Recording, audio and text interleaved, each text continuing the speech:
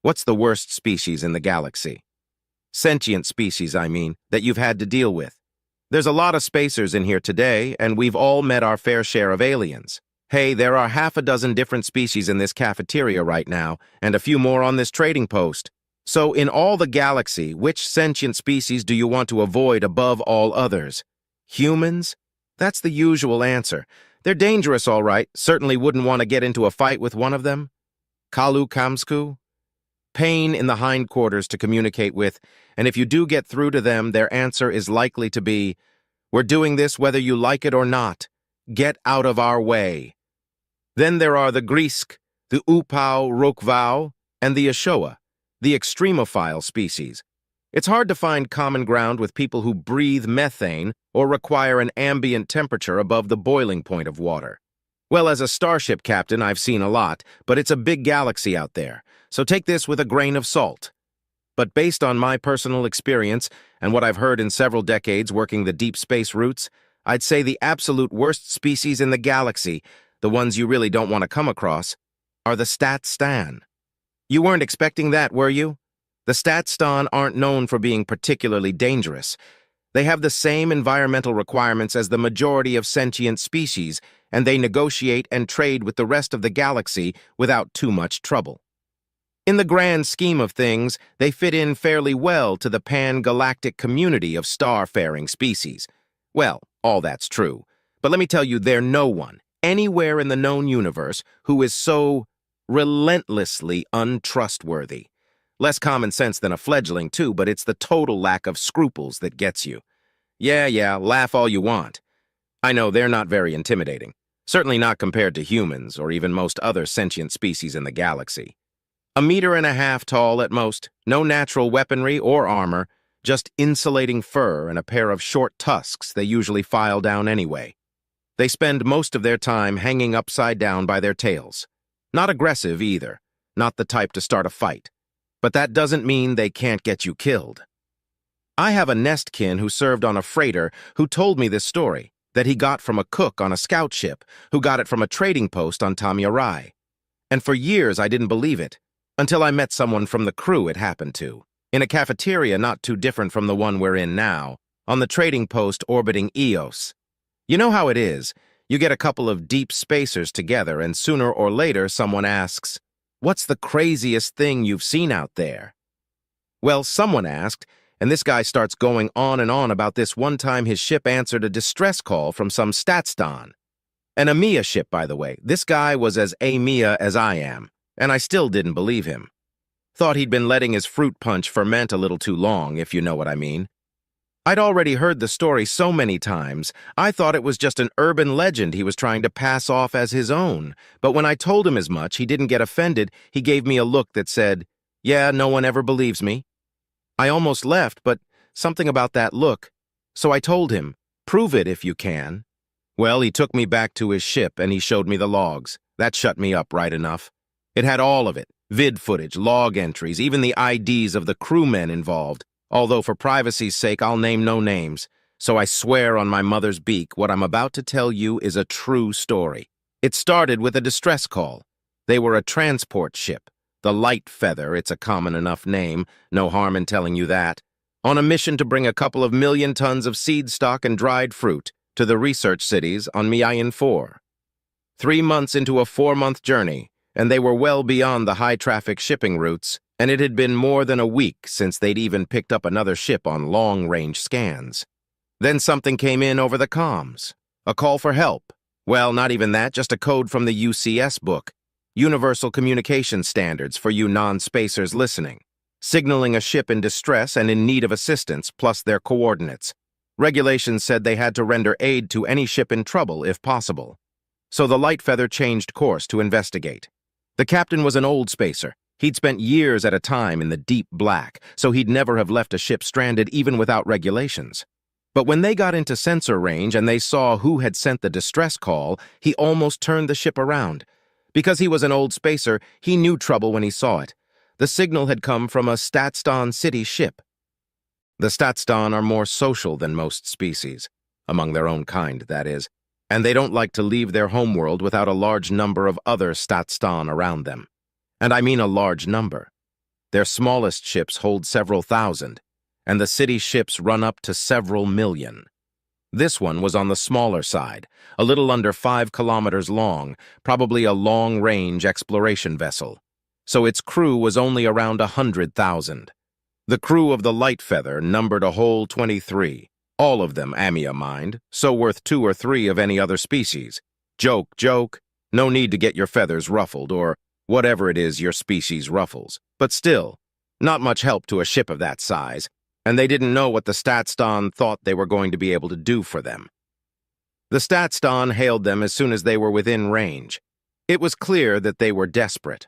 Large sections of their ship had lost life support, and they'd retreated into their central nest chambers. The life support systems in those areas were struggling to keep the air scrubbed and the temperature down. They still had FTL, but this far out they wouldn't reach a habitable world in time. It wouldn't be long before they had nowhere left to go.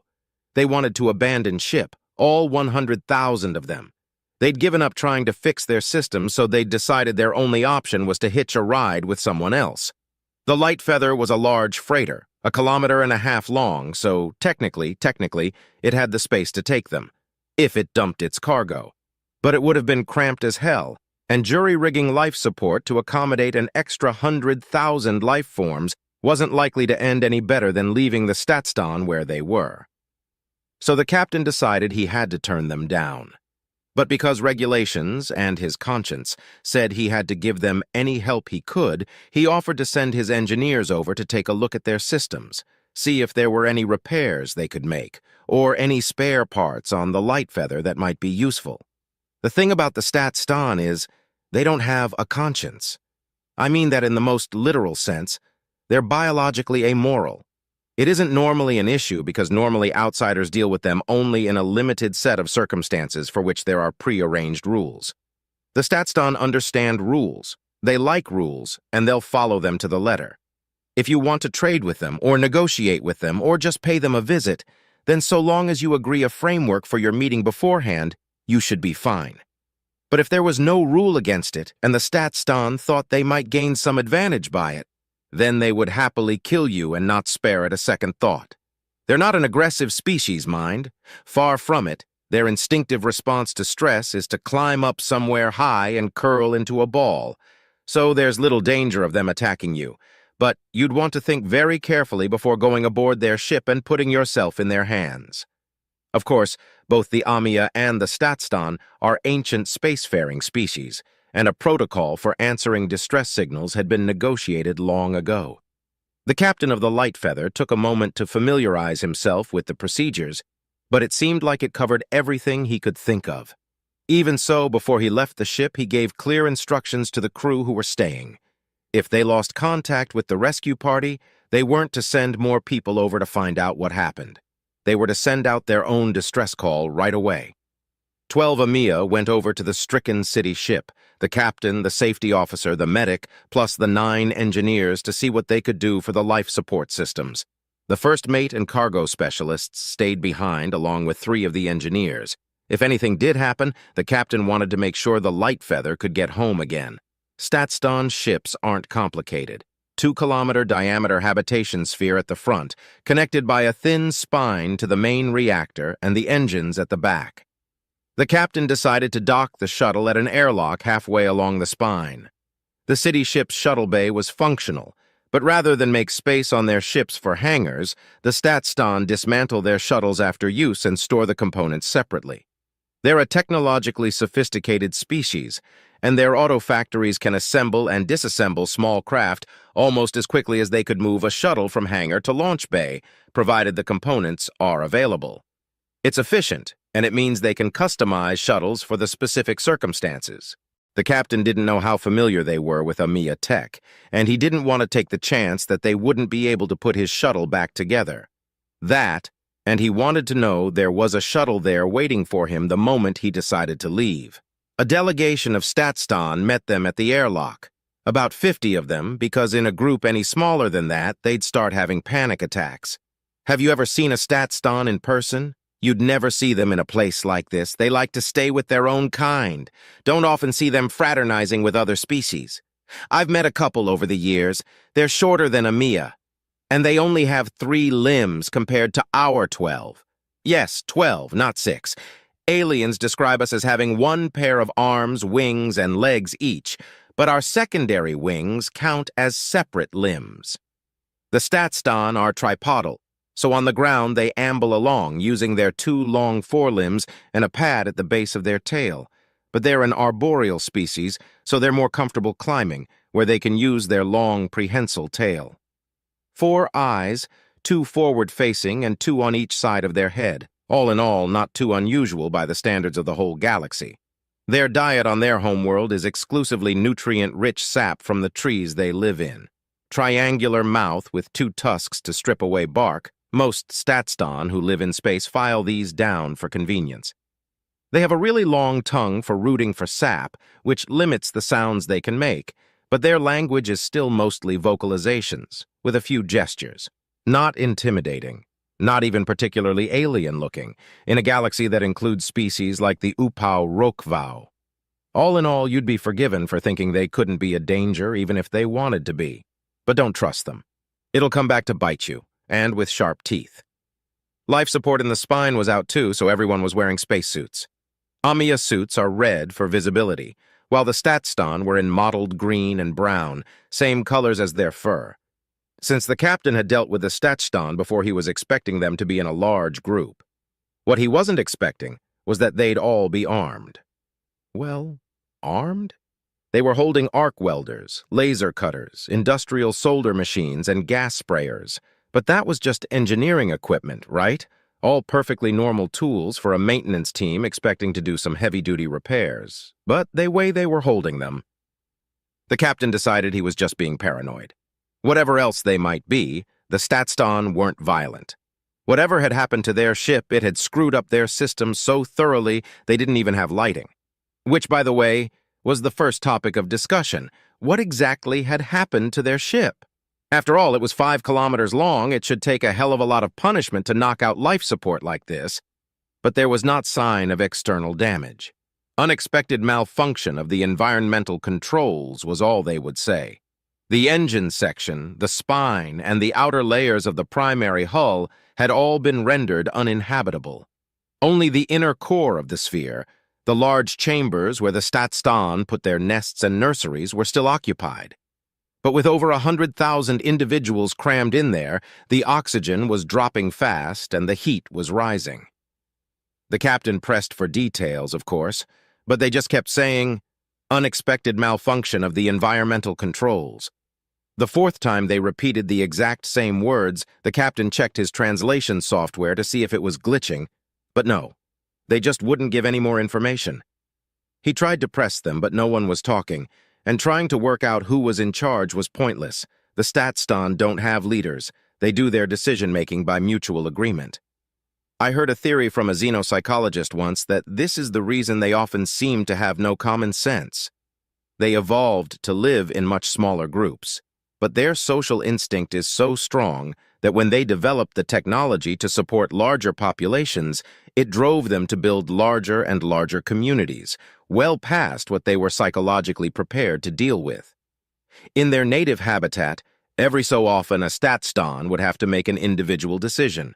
But when you've got 100,000 others around you, decision-making is always someone else's problem.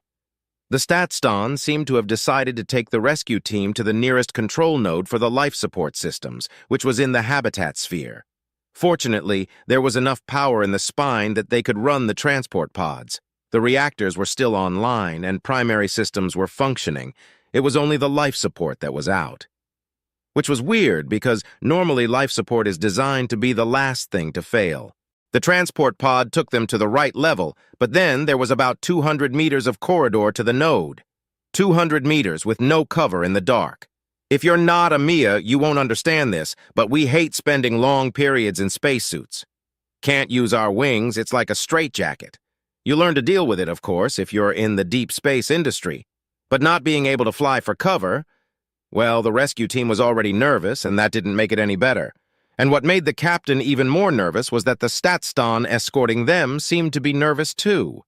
The group kept shifting around them as the individuals on the edge tried to get on the inside, and the ones then left, exposed, tried to shuffle back towards the middle. All the while, holding their tools like they were expecting to do some surprise repairs any moment. Being tripods, it's not easy for them to walk and hold stuff at the same time, but the Stat-Stan were not letting go of their equipment. The captain checked a couple of the vents used for atmosphere regulation along the way.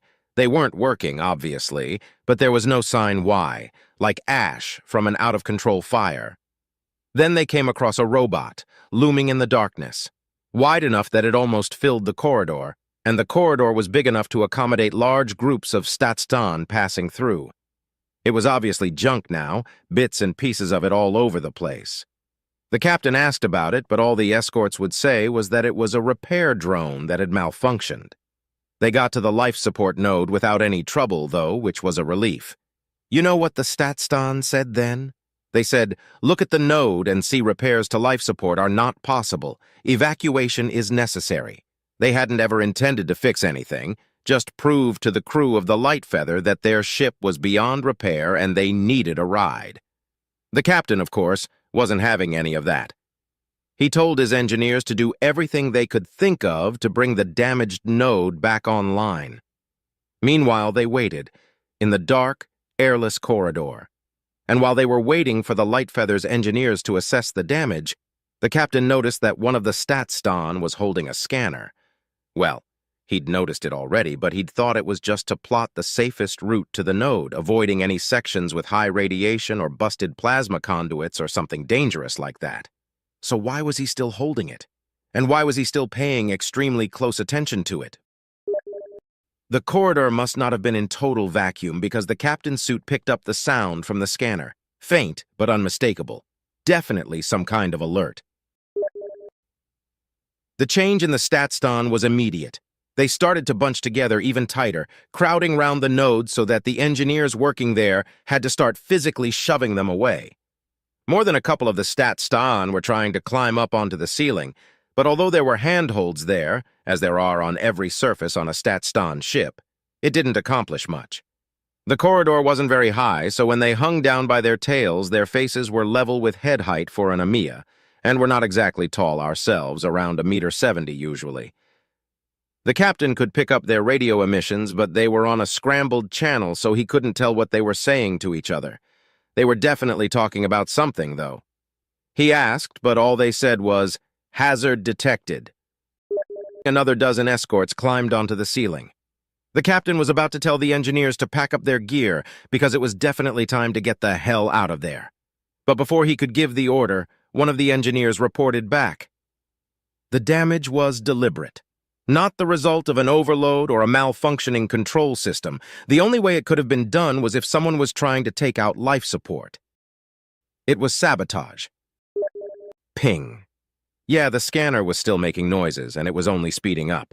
The captain was about to tell the escorts that they were leaving, but again, he was beaten to the punch. Environmental hazard detected. Area no longer safe, were the words they used. If it was an environmental hazard, then the captain was a Velian giant porcupine. But so long as the Stat-Stan wanted to get out of there, he wasn't about to argue. The Stat-Stan quickly hustled them back the way they came. The captain made sure he was the last of his crew to leave, and just before he got out of there, he took one look back down the corridor. His suit lamps didn't cast much light, but right at the edge of their range, he thought he saw, just for a second, a flicker of movement. When I say the Stat-Stan got out of there quickly, I mean quickly. Some of them were still loping along the ground, but a lot of them had slung their tools on their backs and were swinging from the ceiling holds. We Amia aren't exactly graceful on foot, but with wings not an option, the rescue party from the Light Feather set new records for Amia runners. One of the engineers panicked and tried to use his suit jets, which are what the suits are designed for, but not in a confined space. Smacked his head on the ceiling, had to be carried back to the transport pod. Except the transport pod wasn't there. There was just an empty tunnel. By this point, the captain had had more than enough. While the medic saw to the injured engineer, he grabbed the nearest of their escort group. Now I said the Stat-Stan aren't intimidating, but neither are we Amia, particularly. When you're in the guano, needs must, however, the captain gave it his best shot, drew himself up to his full height, fluffed up his feathers, Not that it made a difference in the suit. And he made sure that the Statston knew that when he said he wanted answers, he was serious about it. Malfunction in the transport protocols was what they told him.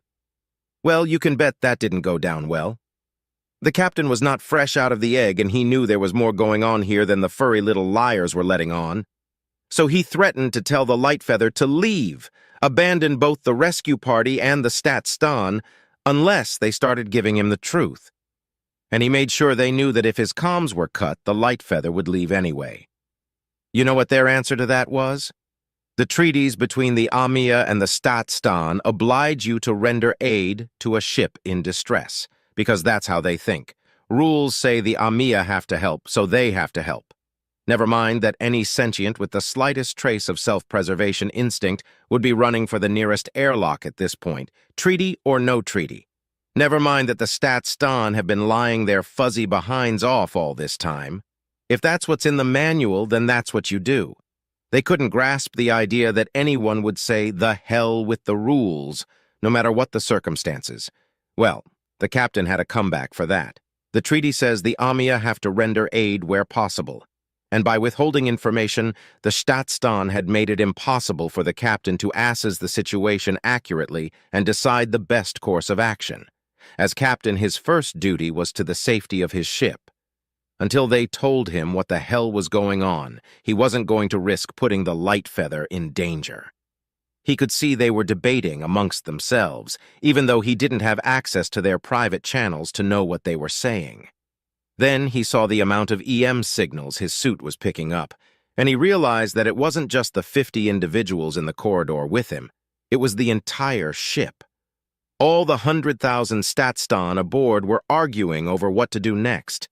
Each one, no doubt, wanting to voice their opinion without taking any responsibility for the result.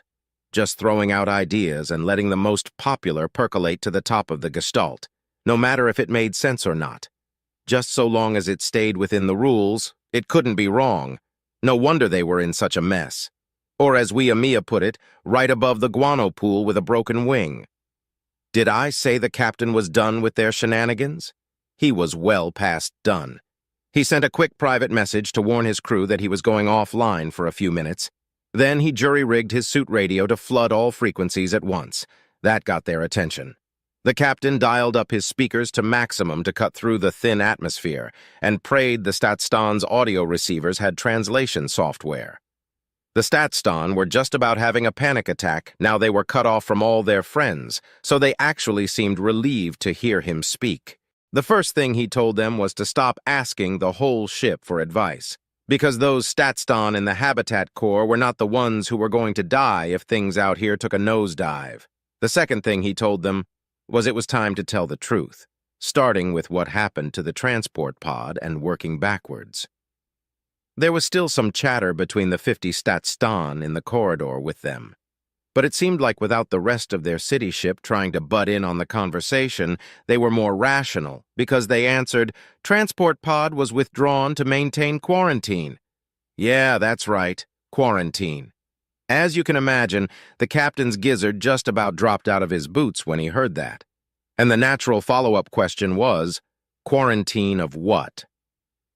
The story that followed was a little garbled because there were 10 individual Statston trying to tell him the same things all at once. But the gist of it was clear. There was an alien life form aboard the city ship. What kind of life form? Where did it come from? All they would say was, species unknown, origin unknown. Whatever it was, wherever they'd picked it up, once it was on board, it started killing. The Statston responded fairly logically at first. They're a technologically advanced species. They should be able to handle a rogue xenoform. So they modified some of their repair bots to carry impromptu weaponry. Their internal sensors aren't set up to monitor anything more than environmental data for the life support systems, so they couldn't track whatever it was accurately, but they could narrow it down to certain sections. They evacuated the affected areas and sent the AI-controlled repair bots in to sweep and sterilize. The rescue party had already seen the results of that. Dozens of repair bots were torn apart before the Statston gave up. The repair bots just weren't designed to take that kind of punishment, and it was clear that the modifications they could make on the city ship weren't going to cut it. That left them no choice but to do the job themselves. They printed themselves weaponry based on their existing inventory of industrial tools and modified scanners to pick up trace changes in air currents and electrical potential. Motion detectors. They geared up and formed teams of no less than 100 each to comb the ship for the alien intruder. The hope was that in large enough groups, numbers and firepower would overcome ferocity.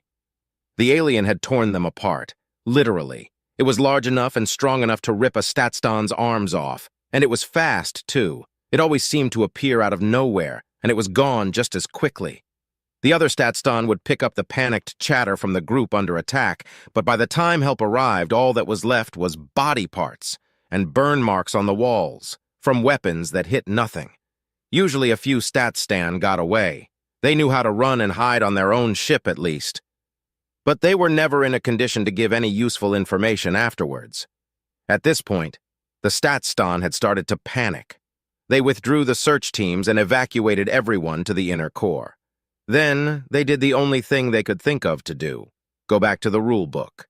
The protocol for dealing with infestation by an alien organism was mostly made with microbes in mind, and included, as a last resort, cutting life support in contaminated sections. Less effective when your target can move between different parts of the ship, but if you cut everything all at once... With everyone in the inner chambers, they opened the entire outer layer of the habitat sphere and the spine and the engines to hard vacuum. It had totally failed. Whatever was out there could survive in the void. Of the first scout team to sweep the outer sphere after they repressurized everything, only 10% made it back alive. Utterly desperate now, the Statston had started pushing their life support system to the limit, trying every combination of temperature, pressure, and gravity they could think of in an attempt to kill the hostile organism infesting their ship. The problem with this was that generally the whole point of a life support system is to not let the environment get too far outside the norm. So they'd had to bypass or disable a lot of the safety protocols, and even then the equipment could only be pushed so far beyond its baseline function. But they managed to get the temperature up to halfway between the freezing and boiling point of water, at varying levels of atmospheric pressure. They also managed to get their artificial gravity up to as high as 10 Gs above standard. But this still didn't manage to kill the alien, unbelievably. In the end, all they accomplished was to completely trash their life support. So they were now sitting in a ship whose last remaining life support systems were failing, with an unkillable alien predator loose on board. They'd let the crew of the Light Feather come over on a mission of mercy and led them right into the heart of the hunting ground. All without mentioning any of these details. Now, do you see my point? Statston are the worst. There were a lot of things the captain would have liked to say to the Statston at that moment, but none of them would have been helpful, nor repeatable in public for that matter. The most important thing in that moment was to get out of there, and for that, he needed the Statston's cooperation. He still had a nasty feeling there were more details they were leaving out. For a start, he didn't believe for a second that they had no idea where they could have picked up the creature, but they'd said all they were going to say, and he couldn't stand around interrogating them any longer. He tried to convince them to bring the transport pod back, but the Statston with him didn't have access to the controls, and they made it very clear that the others weren't going to send the pod back while there was any chance the alien was nearby. Their only chance was to make it to the next section. The Statston designed their ships with airtight modules in case of a hull breach. If they made it to the next one, they could close the bulkheads and hopefully seal themselves off from whatever was hunting them. Unfortunately, the alien had shown a remarkable capacity to find ways to get from section to section in the past. They'd had to physically weld all the doors of the inner habitat sphere shut to keep it out, with the exception of one transport line heavily guarded to allow maintenance teams in and out. But they might be able to slow it down long enough to call a transport pod and get out of there. The captain finally dropped the EM jamming and gave the crew back on the Light Feather an update on the situation. He made it clear that under no circumstances were they to dock with the city ship, and if the Statston tried to send a shuttle over, they were to jump to FTL immediately. He made sure the Statston could hear that part. Then he switched to a private channel and had a conversation with the rest of his rescue party. The medic had got the injured engineer back on his feet. No concussion, just stunned and bruised. He'd have advised the engineer to avoid stress for a while, but under the circumstances, the safety officer thought they should abandon the whole mission. The captain wasn't quite ready to leave 100,000 sentients to die, but then again, the Statstan's problems could wait until all his team were back on the light feather. The Statstan, meanwhile, were having a discussion of their own. Or an argument, rather. Seemed like the others weren't happy that the escorts had let slip their little secret. They're not like the Kalu Kamsku. They knew full well they should have disclosed the danger to the light feather. They just didn't want to risk the Amiya not helping them. They were very clear on what they wanted to happen now, though, and the escorts relayed the results of their deliberations to the rescue team. Evacuate the city ship, then overload the reactors. Result: thermonuclear explosion. It's the only way to be sure. The captain actually liked the idea of nuking the Statstan ship a whole lot at this point, but the problem was carrying out an evacuation without giving the alien a chance to board the light feather. They could cross that branch when they got to it, though. Right now, getting the hell out of there was their top priority. Unfortunately, that meant making their way through several hundred meters of pitch-black corridors.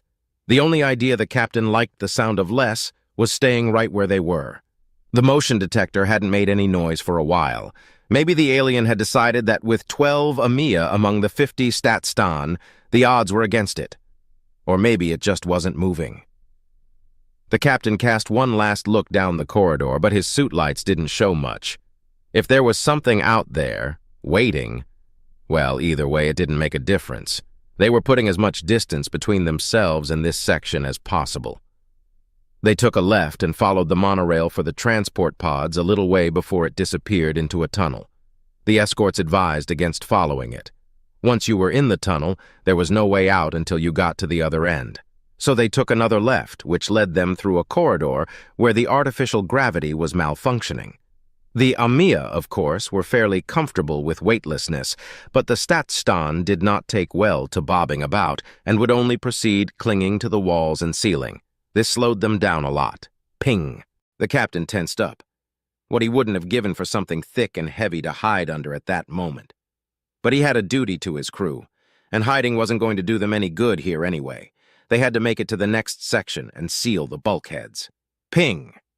At least the Statstan were moving faster now. They were clumsy in the low gravity, but although a couple of them lost their grip and bounced off the floor, they kept going. Ping! There was definitely something behind them, moving fast, closing on them, but they still had time. Ping! The captain turned, trying to see where it was. His suit lights glanced across the walls, floor, ceiling, but they didn't show him anything but an empty corridor. Ping! They were almost at the end of the corridor. It couldn't be that much further to the next section. Ping! The captain checked all his crew were ahead of him. Ping! They were at the end of the corridor. All of them. The gravity was back. This part still had power. They were at a four-way intersection, and the Statstan had paused, trying to work out which fork to take. The motion sensor wasn't picking up anything. Maybe whatever was following them didn't like low gravity. Crash! The captain spun round, just in time to see a vent cover slam to the ground. Something dropped from the shaft right into the middle of them. The captain just caught a glimpse of it in the light of someone else's suit lamps. Whatever it was fast, and it was bone white. Everyone panicked. Some of the Statstan dived for cover, some brought their weapons up. The ones who fled were the smart ones. In all the chaos, the captain couldn't keep track of the white blur, but he saw a Statstan go flying and hit the wall, hard. Every radio channel was filled with shouting, screaming.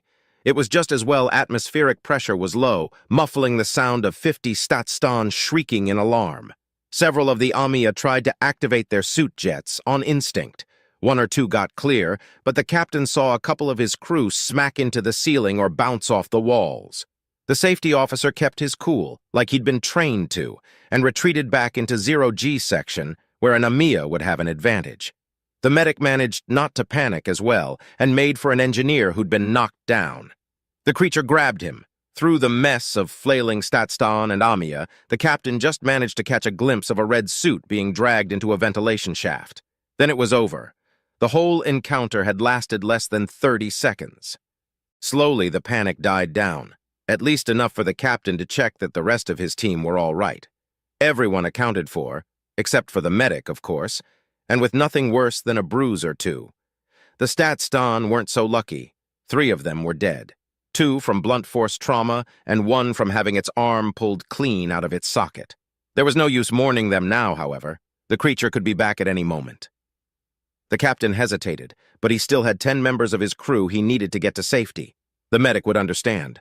The next section was only 150 meters away. Left, right, left again. All the time waiting for the motion detector to go off again. But nothing happened, and suddenly they were there. Safety. Still, the captain didn't let himself relax until the heavy vacuum-proof doors closed. It was only then that he thought to check the biomonitors in his crew's suits. He wanted to make sure that the injured weren't seriously hurt. The biomonitors were fairly basic and no substitute for a full exam, but it was better than nothing.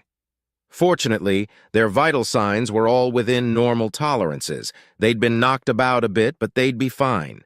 However, when the captain opened the display on his suit's visor, he noticed something else. The medic was still alive.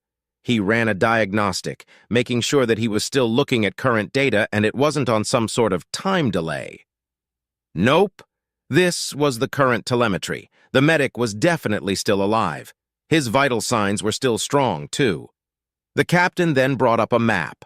Every suit had a tracker in it, and the medic's was still broadcasting. He wasn't even that far away, only a few hundred meters and 2 levels up. The captain thought long and hard about what he was going to do next. When things get tough, you don't abandon your flock. Every Amia is raised knowing that. However, when you get older, get given a position of responsibility, you learn that things aren't always that simple. There are always risks when you're out in deep space, but they're usually risks like a malfunctioning reactor or a toxic leak from the cargo. Pulling a crewmate out of a burning engine room was brave, but taking on an alien predator? That was just crazy. He was only a freighter captain. He wasn't some long-range explorer. He didn't sign up to go boldly into the unknown, and he certainly didn't sign up to fight monsters. The sensible thing to do would be to make sure the rest of his crew was safe, and accept that there was nothing he could do for the medic now. But he was still a captain, and when he took the job, he accepted responsibility for everyone under his command. He'd told the Statston that his first duty was to the safety of his ship. That was important, sure. They needed those supplies on Miayan 4, but above all else, as captain, it was his duty to make sure his crew got home again. All of them. After a quick conversation with the safety officer, the captain made his decision. The Statston were surprised when he told them there was a change of plans, but not half as much as the rest of the Amia. It took some arguing, but in the end they agreed. They would continue on to the transport pod and take the rest of the team back to the Light Feathers shuttle. The captain and the safety officer would go back for the ship's medic. The Statston didn't like anyone making a decision without consulting, well, everyone. But they also didn't care if 2 Amia wanted to get themselves killed. They left him one of the motion detectors and continued on escorting the rest of the rescue team to the transport pod. Once they'd gone, the safety officer got the stunners out of his pack. There are always 2 on a freighter with a crew of 4 or more, and only the captain and the safety officer are trained to use them. Long sticks that fire an electrical pulse. Simple weapons, but effective. If one of the crew has a psychotic episode, and it can happen out in the void, then the stunners allow his shipmates to subdue him without hurting him. Much. It's designed to be non-fatal, but it still hurts like hell. Normally, the captain would never have brought weapons on board someone else's ship, especially not without asking them first. But this was the Statston they were dealing with, and he'd had a feeling they were hiding something. He told the security officer to bring the stunners, keep them hidden, and only use them as a last resort. This seemed like a last resort. As they waited by the door dividing the sections, he tried raising the medic on comms a couple of times. Nothing. It occurred to the captain that even if the creature hadn't eaten him already, it probably wasn't doing anything pleasant with him. But his vital signs were still strong, and as long as that green line held, then there was still hope. After a few minutes, the door opened. The captain breathed a sigh of relief. Whatever else happened, the others had reached the transport pod. He looked at the safety officer without even needing to say it. "You don't have to do this, you know." But the safety officer was through the door before the captain. It was his job to identify potential hazards to the crew and keep them out of harm's way. He'd been trained to keep a cool head under pressure. Maybe no one had ever expected a situation like this when they were giving him that training, but this was definitely a hazard, and there was a crewman in harm's way. They retraced their steps and found an access shaft that allowed them to go up 2 levels using their jets. Then they started following the medic's tracker beacon. The captain kept a close eye on the motion sensor, but it was quiet as the grave. 1 intersection, 2, 3. They crept down the empty corridors, suit lamps piercing through the darkness, and found nothing. They were getting close. The medic must be somewhere along the next corridor. That came from behind them. The captain spun round, but once again all he saw was an empty corridor. The motion sensor was definitely picking up something in the direction they'd just come. The captain and the safety officer looked at each other. Then they broke into a run. The medic's suit tracker was still registering just a little way ahead. The creature must have stashed him for later and then gone out to hunt down the rest of their group. Maybe they still had a chance. Get in, get the medic, and get out before the creature realized they'd doubled back. The captain's legs were starting to hurt. He wasn't used to using them for so long, but it couldn't be far now. Suddenly, the safety officer stuck his arm out, bringing him to a halt, and in an instant, the captain saw why. There was a hatch there, not a large one, like the section divider, so there was probably just a small room through there. From the position of beacon on the medic's suit, he must be just on the other side. The captain hesitated. You never opened a door on a spacecraft if you didn't know what it led to. Dangerous machinery, radiation, anything. If the atmospheres weren't equalized, and that was a real danger on this ship, they could be blown back into the wall behind them. The captain sprang forward and pressed the button. The door swished open. Instantly, the captain knew 2 things. The first was that he should never have trusted the Stat-Stan when they told him there was only 1 intruder aboard. The second was that they were as good as dead. His wings flexed inside his suit, trying to fly for cover. The captain half turned, but when his wings just hit the inside of his suit, it shocked him enough to think about what he was doing. There was no cover here, but he had the stunner. The captain brought up his weapon and depressed the firing button. Too slow, far too slow. His target was already moving. The safety officer fired, but he missed too. The captain adjusted his aim, already knowing it was futile, already knowing what was coming at him, but he had to try. He was just about to press the firing button again when the stunner was ripped out of his hand. The safety officer lost his weapon a split second later. Then they were just standing there, face to face with it. A human. The safety officer half turned, instinct finally winning out, then just collapsed. Adrenaline faint. When an EMEA's panic instinct activates but they can't use that burst of energy to fly to cover, it often causes an overload that knocks them out. Saves you from having a heart attack, but not great in a dangerous situation. Right then, however, the captain envied him. No one could survive a human, not in any kind of combat, and certainly not up close like this. They still weren't well known outside their little corner of the galaxy, but the EMEA had investigated and gathered a certain amount of information on them. Carnivorous, aggressive, brutally strong, fast, and tough. Insane predatory instinct, to the point where they frequently hunted each other, as well as anything else that came within reach. The EMEA government had sent observers in during the conflict with the Kalukamsku, and what they'd brought back, well, the captain had seen some of the vids. Whatever the human was about to do to him, he just hoped it was quick. It was just standing there. It was wearing a white spacesuit, not too different from the captain's own, although obviously made to fit a human form. A little taller than him, but much bulkier. Most ground-dwelling species are, of course. Flight is a huge advantage for the EMEA, but it does mean we're relative lightweights for our size.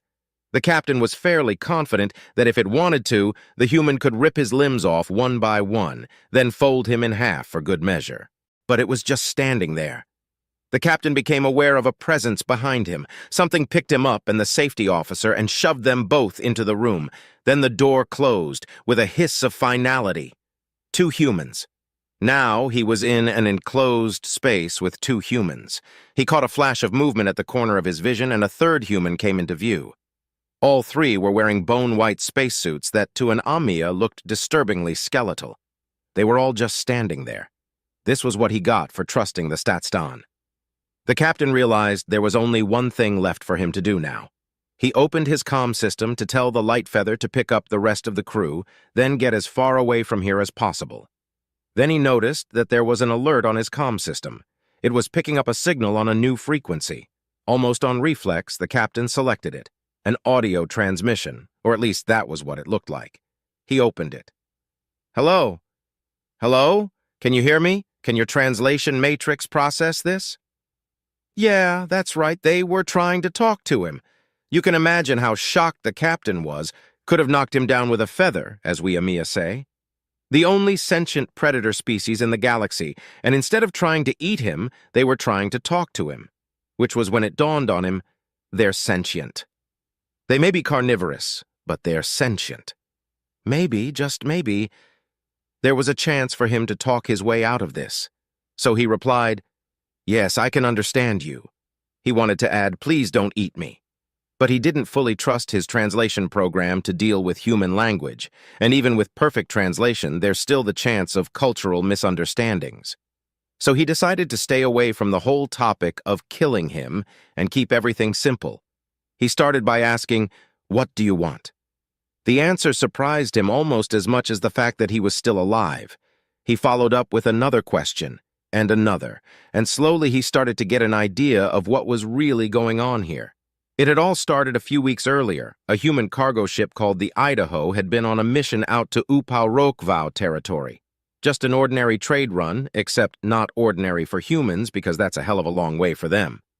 Their FTL drives are pretty primitive, and they have very few ships capable of crossing that kind of distance. They were 4 months into the trip when their FTL drive broke down. Far, far beyond the range of any possibility that another human ship would come across them. So they sent out a general distress call, and guess who answered? That's right, the Statstan city ship. Now, if you or I answered a distress signal, it would be because we actually wanted to help. But that's not how the Statstan think. They found the Idaho drifting, helpless, and they checked its configuration against the list of species they have bilateral agreements with. Not Amia, not Velian, not Tok-Tok. In fact, the ship design was one they'd never encountered before. The files said, "Human." Don't think the Statstan didn't know what a human was. They exchange information with the rest of the galaxy.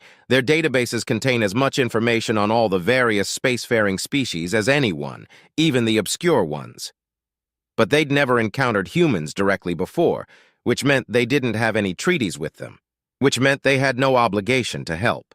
A species which had the tiniest sliver of an instinct for compassion would have thought to themselves, "Well, we can't just leave them out here. We have to do something for them." A species which had any amount of common sense would have thought, "Maybe we should stay away from a ship full of humans. But these are the Statstan we're talking about." So they thought, "Hey, nice free ship, that's right." Those geniuses found a human-disabled ship, and they decided to just take it for themselves. A human ship. I told you the first time I heard this story I didn't believe it, because surely, even the Statstan aren't that stupid. But apparently they are. I saw the logs and I still can barely believe it, but they really are that dumb. The city ship dragged the Idaho into its shuttle bay, and the auto factory started carving it up. Keep in mind, the humans thought up till this point that the Statstan were coming to help them. Nasty surprise for them, although the Statstan were about to have a worse one. As the industrial cutters started slicing into their hull, they had to scramble for their spacesuits and make a run for the emergency airlocks. 11 of them didn't make it. The other 38, however, got off their ship in time before it was torn apart for components. I guess the Statstan just assumed that anyone on board the ship would die as they were taking it apart, and they wouldn't have to worry about them. But 38 humans managed to evacuate and found an opening that led them into the machinery of the auto factory. And somehow, they made it through without getting crushed or cut up, and activated an airlock. It didn't take the Statston long to realize that they'd picked up passengers. At first, they tried to deal with the humans by containing them, but humans are a reasonably intelligent species, and the Statston like to keep their ships simple. The humans quickly worked out they could move through the ventilation system, and given enough time, they could break open the door controls and bypass the lockouts. From there, it progressed more or less as the Statston had told the Amia earlier. First, they sent in the modified repair drones. These huge, lumbering robots actually managed to kill 3 of the humans, partly because the humans still weren't sure what was going on and whether it was just an interspecies misunderstanding. I should mention, by the way, that the crew of the Idaho wasn't part of the human hunter caste. They're military. Well, their captain and 2 of the crew were ex-military, but all the rest were considered non-combatants by human standards. They were ordinary space freight workers like us. Pilots, navigators, engineers, cargo supervisors. They were as unprepared as humans get to face lethal violence. But these are humans we're talking about. Being humans, they quickly adapted to the new threat trying to exterminate them, because when you live on a world full of humans, there's lethal danger around every corner. Led by their captain, using what he remembered from his military training, they worked out that the drones had blind spots, and although they were powerful, they were slow. The Statston simply weren't used to designing weapons, and soon every drone they sent out was methodically obliterated by a combination of the humans' tactical superiority and their innate, raw aggression. As the humans were explaining this part to the captain of the Light Feather, one of them mentioned that after a while it seemed like a video game boss battle. The drones were much bigger than them, but they had weak spots and they moved predictably. The captain then had to ask them what a video game was, and apparently it's a kind of educational or entertainment simulation humans use. They come in many varieties, and a lot of them aren't too different from our VR sims, but by far the biggest genre is where something horrifying is trying to kill you and you have to kill them first. They do this for fun, from childhood. Maybe if the Statston had known this, they wouldn't have started sending patrols out to hunt down their unwelcome stowaways. At first, the humans tried to avoid them, but the Statston knew their own ship and they carefully planned their routes to herd the humans into their line of fire. As lacking in common sense as they are, Statston are still a highly intelligent species, and if you give them a problem they can reduce down to mathematics, they will solve it with no problem. Unfortunately for them, humans don't need complex mathematics to work out a hunting pattern. They do that kind of thing instinctively. They understood what the occupants of the city ship were doing, so they decided to introduce them to some of the basic concepts of human warfare, starting with the ambush. As the captain of the Light Feather listened to the details of what the humans did to the Statston who were trying to purge them from the city ship, he realized something. They were confused.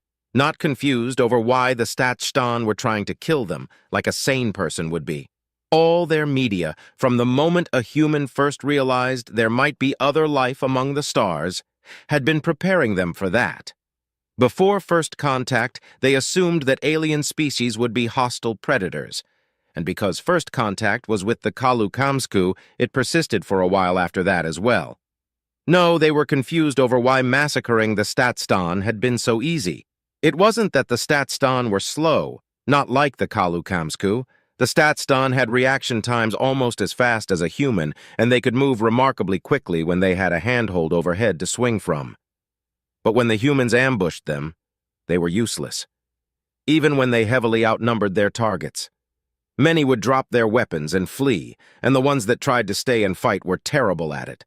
Their aim was all over the place, and as soon as a human got within striking distance, their only defensive move was to curl into a ball.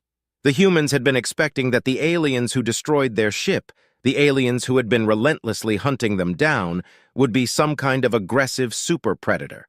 Like, well, humans. They were baffled that their enemy was so harmless. Because civilized species aren't meant to be predators, the captain of the Light Feather wanted to say. That's not how the galaxy is supposed to work.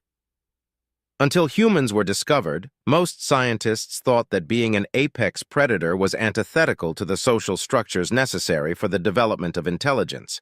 and it was taken as a given that no species so aggressive that they regularly attacked their own kind could develop the level of technology necessary for interstellar flight.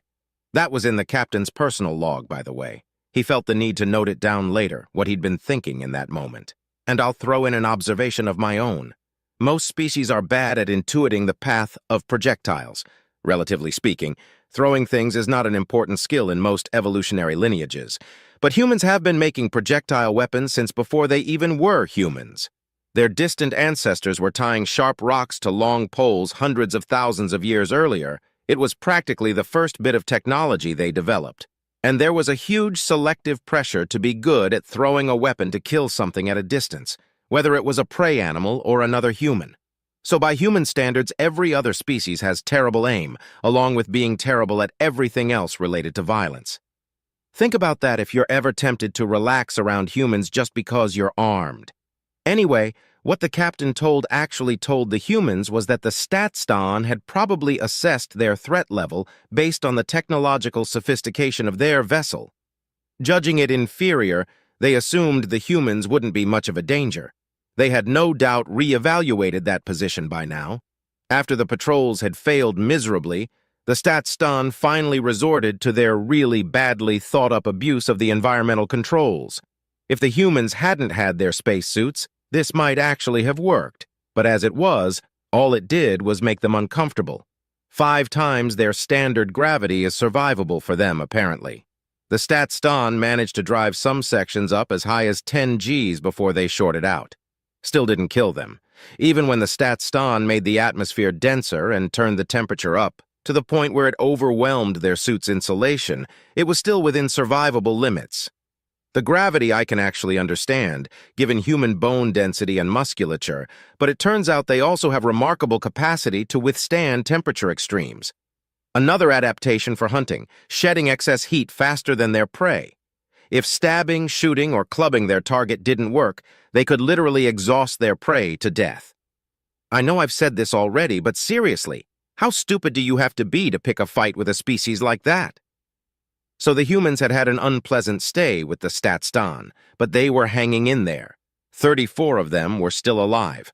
That's right, 34 humans had been enough for the 100,000 Statston on board to give up and seal themselves off in the habitat core. Then, the humans saw the Lightfeather's shuttle dock with the city ship. They'd had weeks to get to know the place by that point, so they'd figured out how to tap into a lot of the systems, including the transportation system, which had allowed them to track the pod to its destination. And so they'd ended up here. It was at this point that the medic, who had suffered an adrenaline faint when he was grabbed, started waking up. When he saw he was surrounded by humans, he almost lost consciousness again. But the captain was able to calm him down enough to explain what was going on. The medic checked on the safety officer, who was also starting to come to. He was fine, but again, it was a nasty shock waking up surrounded by a bunch of humans. Now that the humans had explained the whole debacle to him, the captain was still left with the question, what did they want? More specifically, what did they want with him, his safety officer, and his medic? His range of expected answers was hostage at the good end and lunch at the bad. Because surely, being humans, they were now going to wage a campaign of genocidal extermination against the Statston. And to be honest, as far as he was concerned, anyone stupid enough to attack a ship full of humans deserved what they got. But no, they just wanted to get off the ship. It was at this point the captain realized something. The human asking most of the questions must be their captain. He might be a human, when you got right down to it, they weren't so different. All he wanted was to get his crew home. The humans had been looking everywhere for a shuttle hangar and found nothing. Because, of course, the Statston don't have shuttle hangars, just storage for parts. Seeing the Lightfeather's shuttle dock had finally given them hope that they might be able to escape. The humans were asking him, begging him, to get them off the Statston ship. One captain to another, he couldn't refuse. The humans' visible sagged with relief when he told them he'd help. Then they started talking about the best route back to the spine, what to do if they encountered a Statston patrol, and how they might be able to get the rest of the Amia away from the Statston. And the captain finally understood that they thought his group had been captured by the Statston. Looking back, he could see how they'd made that mistake. given that the Amia been escorted around by a large number of relatively heavily armed Statstan. The humans also didn't seem to realize just how desperate the Statstan were to get rid of them. The captain opened a comm channel to the Statstan and asked them if they'd like him to remove the humans from their ship. This caused some confusion. It apparently had never occurred to them that this was an option. It wasn't that they didn't understand that the humans were sentient, they just didn't think such an intensely hostile species would be open to negotiations. Also, the humans were winning. When the Statstan have an advantage over someone, they don't show mercy.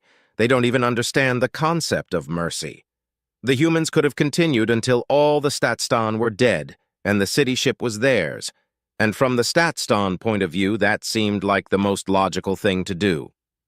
Hemmed up in the core of their ship, most of the Statstan wouldn't have lasted much longer. A few could survive a while in suits, but it had already been established that a few Statstan were no match for the humans. It took the captain quite a while to convince the Statstan that the humans were willing to leave with him without further retaliation. When it finally got through to the whole community, the Statstan were more than happy to accept the deal. Not everyone was so pleased. The safety officer objected strongly to the idea of letting a bunch of humans aboard the Light Feather. Even if this situation had completely been the fault of the Statstan, they were still an incredibly dangerous species and could pose a serious threat to the crew and the ship. It was his job to identify potential hazards, of course, but as the discussion continued over their private comm channels, the captain got the impression that most of the crew was just as worried. He thought about it long and hard. Given recent events, he couldn't really argue the humans weren't dangerous. But, in the end, he overruled his crew. He reminded them that regulations obliged them to come to the aid of other spacers in distress.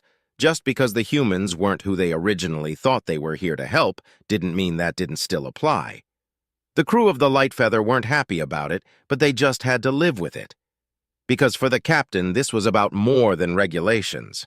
When you were out in the void, far, far from home, you didn't abandon a fellow sentient in trouble. The captain did ask the Statstan to try rebuilding the Idaho, because it would have solved a lot of problems if he didn't have to take the humans aboard the Light Feather. But human ships are primitive and don't have the modular construction Statstan ships are designed with. The Idaho had been too badly mangled to put it back together again. The Statstan did at least provide an extra shuttle so they could ferry the humans over to the Light Feather faster. They probably would have given them all the shuttles if it had got the humans off their ship a moment sooner. It still took a while for all the humans to get through the kilometers-long city ship to the docking ports. They'd made several bases for themselves, scattered across the ship, places where they'd disabled the internal sensors, then used parts stripped from the life support systems to repressurize a room. Some of their oxygen came from storage tanks. Some of it they'd made by collecting ice crystals from the depressurized corridors and splitting it with electricity. They really are resourceful for a technologically backward species. The safety officer raised one last objection before the humans boarded the shuttles. What were they going to eat? The Light Feather still had another month before it reached Miain 4, and it wasn't like they kept a stock of prey animals for the humans to hunt. Unless, of course, you counted the crew. The captain decided to just ask his opposite number from the Idaho how long humans could go without eating. And he was, well, let's say slightly alarmed. When the Idaho's captain told him that 3 meals a day was standard. A few days without food was doable, and in extremis, a week or 2 was survivable. But 3 meals was ideal. The captain started trying to explain the problem, but the humans didn't seem concerned. They said they'd just eat whatever was on board the Light Feather.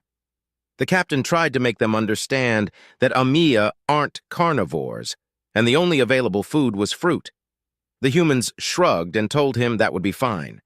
At this point, the captain opened a comm channel to the Light Feather and asked the first mate to read through whatever they had on humans in the ship's archives. It was supposed to sync with the galactic net every time they were in port. There should be something on human dietary requirements. The first mate got back to him a few minutes later. Apparently, the common image of humans as ravenous carnivores was a little exaggerated. They're omnivores. Yeah, I know. It's almost disappointing when you find out. The only sentient carnivores in the galaxy, and they aren't even real carnivores. Don't get me wrong, they do eat meat, lots of it. But they eat a lot of other things, and they can get by without meat for a while. The crew of the Idaho could eat a wide range of foods, including the fruit rations carried by the light feather.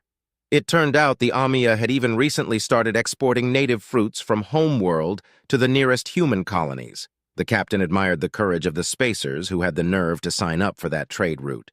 In fact, it was healthier for humans if they did eat fruit every so often.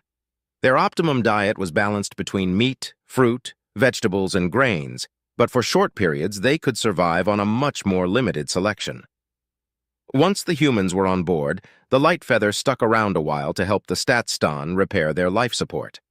As much as the whole crew of the light feather were completely out of sympathy for the Statston, it still seemed wrong to leave 100,000 sentients to die when they could help. Fortunately, it turned out the Statston hadn't damaged their life support so badly that it couldn't be repaired with some parts from the light feather, at least enough for them to survive as far as the next inhabited world. Then, finally, the light feather got underway again, with 34 humans stashed in a spare cargo hold.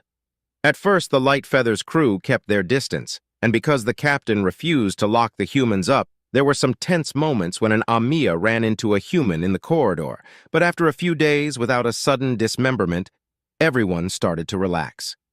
After a few more days, curiosity won out, and they started getting to know each other better.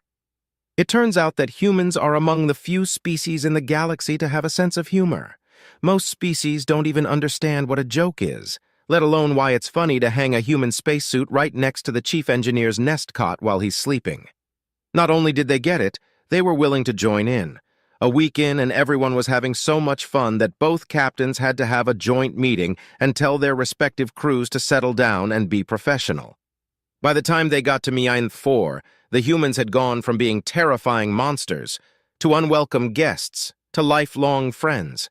Some of the Amia had even invited humans to visit them on homeworld sometime, and they were all agreed that whenever their ships passed through the galaxy's various trading posts at the same time, they'd get together for a drink or a bite to eat in a cafeteria like this. The Amia were a lot more comfortable with that idea now they knew humans could eat fruit like a normal person. When the humans disembarked on Miain 4, which had grudgingly agreed to host them until they could arrange transport home, the captain of the Idaho went to the captain of the light feather to thank him. The whole crew of the Idaho owed him, and anything the captain could do for him, he only had to ask. You know what the captain of the light feather said? No need. It's what any decent captain would do. And the human understood. Captain to captain and sentient to sentient. So when people tell you that humans are the worst species in the galaxy, don't believe them. Because it's not about how strong a species is or what they eat. It's about whether they understand that when you come across another spacer in trouble, you help them. You don't just leave them, and you certainly don't take advantage of them. Humans understand that, and Statston don't, which is why they're the worst. So have I proved my point? Yeah, I thought so. Usually when I tell that story to spacers, the only complaint they have is that the humans didn't kill enough of the bastards. Answering a distress call just to steal the ship? No spacer would forgive that. Well, before you think the Statston got off easy, when the Light Feathers report got back to homeworld, our government got together with a few of the Statston's other trading partners, forced them to pay restitution for the loss of the Idaho and the 15 dead crew.